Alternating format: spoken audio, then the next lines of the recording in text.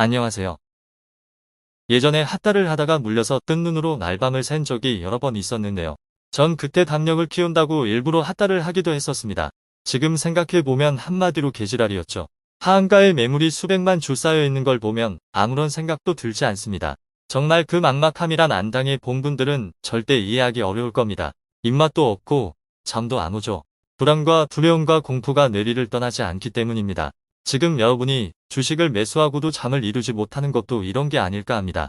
아마도 재작년 고점일 때 주식, 아파트, 암호화폐에 연끌과 비투를 했다가 물린 분들도 마찬가지일 겁니다. 유혹에 넘어가면 반드시 그 대가가 따르는 것이 세상의 이치입니다.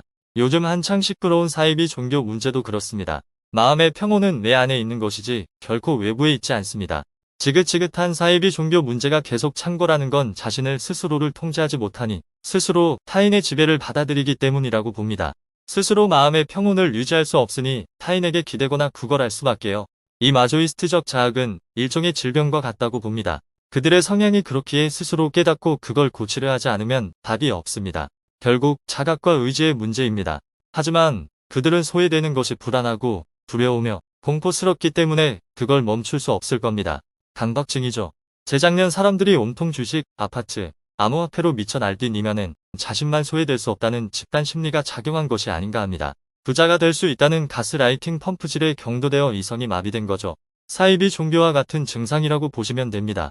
집단 히스테리와도 같은 이런 현상들은 사람들이 얼마나 정신적으로 취약한 시스템을 가지고 있는 것인지 잘 알 수 있습니다. 여러분이 스스로를 믿고 의지할 수 없기 때문에 타인의 지배를 순순히 받아들이게 되는 겁니다. 특히 소시오패스들의 지배를 말입니다. 그들은 자신의 이익을 위해서는 수단과 방법을 가리지 않습니다. 양심의 가책 따윈 더더욱 없습니다.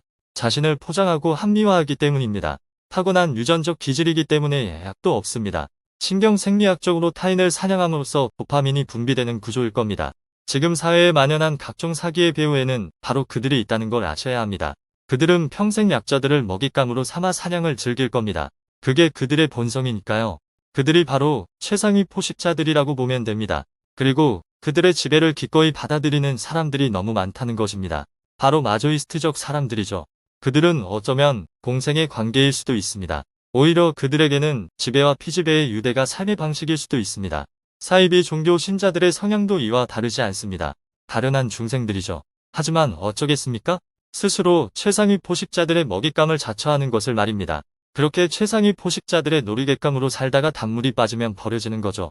그래도 공생관계였으니 덜 억울할지도 모르겠습니다. 결국 불안하고 두려우며 공포스러움을 회피하기보다 자각하고 스스로 정면 돌파하려고 할 때 마음의 평온을 얻을 수 있다는 겁니다. 주식을 매수하고 밤에 잠을 이루지 못하는 이유는 간단합니다. 자신이 감당할 수 없는 무게의 짐을 짊어지고 있기 때문입니다. 따라서 감당할 수 있을 만큼의 짐만 짊어지면 되는 겁니다. 그리고 나머지 짐은 내려놓아야겠죠. 마음이 편해질 때까지요. 참고로 100주의 주식을 매수했다고 생각해보세요. 아무런 근심이나 걱정이 없이 잠을 이룰 수 있다면 모르겠지만 그게 아니라면 뭔가 잘못된 겁니다. 일단 10주를 매도해보세요.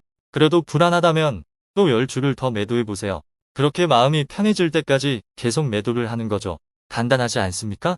지금 주식으로 잠을 못 이루고 있다면 분명히 과도한 짐을 짊어졌기 때문입니다. 마음이 편해질 때까지 매도하세요. 본전에 대한 미련 때문에 그렇게 못하겠다고요? 선택은 여러분이 하는 거니까요. 제가 말하고 싶은 건 처음부터 자신이 감당할 수 있는 만큼의 짐만 짊어지라는 겁니다.